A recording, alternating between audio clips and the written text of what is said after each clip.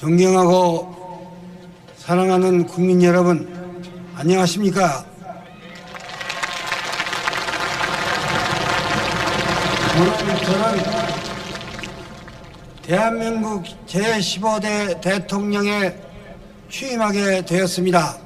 정부 수립 50년 만에 처음 이루어진 여야 간 정권 교체를 여러분과 함께 기뻐하면서 온갖 시련과 장벽을 넘어 진정한 국민의 정부를 탄생시킨 국민 여러분께 찬양과 감사의 말씀을 드려 맞이했습니다.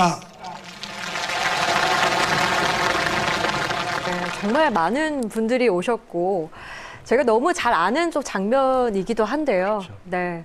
첫 부분으로 좀 시작을 해봤습니다. 취임사 내용을 좀 계속해서 저희가 살펴보면서 영화 이야기도 하고 지금 상황과도 좀 이야기를 해볼 텐데 가장 먼저 등장한 것이 존경하고 사랑하는 국민 여러분. 이 말씀을 항상 달고 다니셨잖아요. 예. 대통령에게 국민은 어떤 존재인지 사실 그 대통령의 평소 언행으로서 드러나는 것 같습니다. 어떻게 보세요? 일단 김대중 대통령 얘기 먼저 해볼까요? 국가 원수로서의 대통령은 국민 전체를 대표해야 마땅하고 그런 의미에서 이 국민들의 통합에 굉장히 이제 신경 써야 하는 의무가 주어지는 것이죠. 네. 물론 어느 특정 정당의 후보로서 당선이 되고 그렇기 때문에 자신을 지지하는 유권자와 그렇지 않은 유권자들이 존재하는 것은 엄연한 사실이지만 그것을 넘어서는 통합적 기능을 대통령은 수행해야 합니다. 그런데 이제 우리가 이제 현실 속에서 보는 대통령은 특히나 이번에 이제 탄핵 대상이 된 대통령의 경우는 네. 국민이라는 말은 똑같이 사용하는데 그것으로 가리키는 대상이 김대중 대통령이 얘기했던 국민과 상당히 달랐던 것 같습니다. 잘 들어보면 선한 국민이 있고 악한 국민이 있다는 듯한 이분법을 구사합니다. 망국적 국헌문란 세력이 이 나라를 지배한다면 어떤 일이 벌어지겠습니까? 지금껏 국정마비와 국헌문란을 주도한 세력과 범죄자 집단이 국정을 장악하고 대한민국의 미래를 위협하는 일만큼은 어떤 일이 있어도 막아야 합니다. 그것은 이제 아예 노골적으로 표현하면 국민들 중에 자기를 지지하는 올바른 국민도 있지만 네. 이른바 종북 세력도 있고 종북 세력을 지지하는 사람들도 있고 뭔가 가짜 뉴스에 현혹된 뭔가 문제가 많은 국민들이 있다는 식의 이런 구분들을 하고 있죠. 그러니까 이건 통합을 해도 모자랄 판에 오히려 갈라치기를 하고 그 나머지 한 부분을 배제함으로써 자신의 부족한 정당성을 마치 온전한 정당성인 것처럼 둔갑시키는 그런 이제 술수를 발휘하는 겁니다. 지금 탄핵 위기에 몰린 윤석열 대통령도 네. 마찬가지로 지금 계속해서 국민들을 갈라치고 있습니다. 네. 이와 비교해서 우리가 김대중 대통령의 연설 속에서의 국민을 잘 살펴보면 네. 김대중 대통령은 일관되게 국민을 전체로 일단 간주하고 있을 뿐만 아니라 더 나아가서 국민을 하늘로 모십니다. 국민들을 항상 존경했고 동시에 사랑했고 네. 지금까지 그러니까 우리나라 정치인들 중에 국민을 사랑한다고 말하는 정치인들은 저는 김대중 대통령 외에는 본 적이 없어요. 그러니까 그것은 언제나 국민을 자신에 대한 지지 여부를 통해서 유치하게 파악하는 것이 아니라 항상 전체로서 이해하고 있고 그리고 그 전체로서의 국민은 동시에 하늘이라고 하는 본인의 아주 깊은 신심에서 비롯되는 표현이라고 생각을 하고 네. 그렇기 때문에 우리는 김대중 대통령의 이 연설을 들을 때도 진심이 느껴지죠.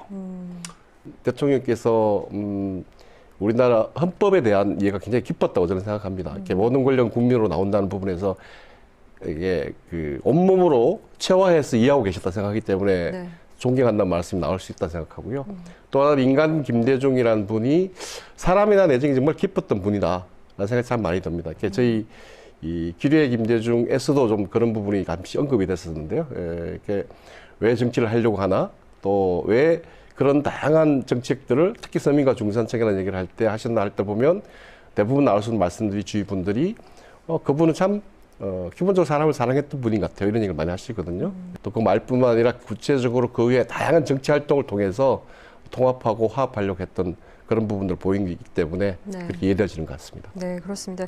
그 취임식 저희가 본 장면 중에서 또 이런 말씀하셨죠. 50년 만에 처음 이뤄진 여야 정권 교체에 대해서 좀 방점을 주셨는데 당시에 그 역사적 좀 의미를 좀 설명을 해주신다면요.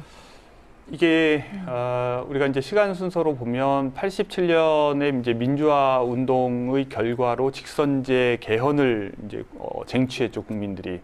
그러고 나서 92년 대통령 선거를 통해서 이제 문민정부라고 하는 이제 군부 독재에서 비로소 이제 벗어나는 이제 또 한 걸음을 내디딜 수 있었고, 그리고 이제 비로소 이제 97년 대선을 통해서 최초의 이제 수평적 정권 교체를 이뤘습니다. 그러니까 이렇게 한 단계 한 단계 앞으로 이제 전진해 나아가는 과정이죠. 그것이 네. 이제 길게 보면 한 10년 걸렸지만 그것을 이제 우리가 성급하게 단기에 앞당겨서 폭력적으로 또는 뭐 이렇게 피를 흘려가면서 단기에 성취하려고 하지 않고 더디지만 천천히 절차를 지켜가면서 헌법적 틀 내에서 규정된 절차 내에서 합법적으로 이런 변화를 이루어냈다는 점에서 굉장히 의미가 크다는 생각이 듭니다. 그러니까 바깥에서 볼 때 네. 지금 오늘날 우리나라에서 12.3 내란 사태 이후에 아주 복잡한 사정을 이제 바깥에서 지켜보면 불안불안하죠. 그런데 우리가 되돌아보면 오히려 이 30년 전의 모습은 굉장히 절차를 지켜가면서 10년 동안 차근차근 한 단계씩 업그레이드해 나가는 과정이죠. 그런 의미에서 이제 그 성숙함, 그 인내심, 그러면서도 동시에 앞으로 나아가는 데 대한 국민들의 확신, 이것을 이제 김대중 대통령은 굉장히 높게 평가하시고 계신다는 생각이 들고요. 이 첫 문장에서 이런 표현을 씁니다. 온갖 시련과 장벽을 넘어 장벽을 넘었다. 그럼 어떤 장벽이 있었다는 얘기일까? 결국 이제 우리가 그 이전 과거를 다 거슬러 올라가 보면 70년대, 80년대를 지나면서 우리들 마음속에 사실 장벽이 있었죠. 그러니까 지역적 차별도 있었고 반공주의적인 색깔 칠하기도 있었고 김대중 대통령을 어떻게든 뭐 주저앉히려는 온갖 음모와 이런 안 좋은 이 모든 이 장벽들이 있었고 그것은 동시에 이것이 이제 수평적인 정권 교체라는 말은 그 이전에 정권에서 배제되었던 사람들이 드디어 이제 정권 교체의 주역, 다르게 얘기하면 집권의 주체로 이제 바뀌는 이 과정을 의미하는 겁니다. 다르게 표현하면 또 이런 겁니다. 그 자유라는 것은 언제나 다르게 생각하는 자의 자유다라는 표현이 있습니다. 네, 어떤 그러니까 의미죠? 언제나 우리는 나의 자유를 생각하지 나와 다른 사람이 그 자유를 누리는지에 별로 관심이 없는 경우가 굉장히 많거든요. 그런데 언제나 우리가 곰곰이 생각해 보면 나와 다른 사람들이 배제되는 현실을 간과하기가 쉬운데 이 배제된 사람들이 권리를 누리느냐 자유를 누리느냐가 결국 자유의 핵심에 해당하는 것이라는 거죠. 자유와 권리의 핵심은 그런 자유를 제대로 보장받지 못하는 사람들, 권리를 누리지 못하는 사람들이 누릴 때 비로소 자유가 보장되는 것이고 권리가 보장된다고 얘기를 할 수 있는 거죠. 이 관점에서 봤을 때 한국의 현대사는 이 97년 수평적 정권 교체 이전까지는 네. 자유로웠던 사람들은 늘 자유로웠고 자유롭지 않았던 사람들은 늘 자유롭지 않았어요. 그런데 이 힘의 구도가 처음으로 바뀐 것이 97년 대선이었고 네. 김대중 대통령의 취임이었고 그리고 그런 의미에서 지금까지 이 두 집단을 가르고 있었던 장벽이 드디어 무너지고 그것을 넘어서는 용기를 집단적으로 이루었다. 이것이 단순히 배제되었던 사람들이 승리하고 그동안 안에 있었던 사람들이 패배했다는 식의 또다시 이제 힘이 이제 뒤집힌 것으로 보는 시각이 아니라 김대중 대통령은 이것을 통해서 비로소 진정한 국민의 정부가 이루어졌다고 얘기를 하는 겁니다. 네.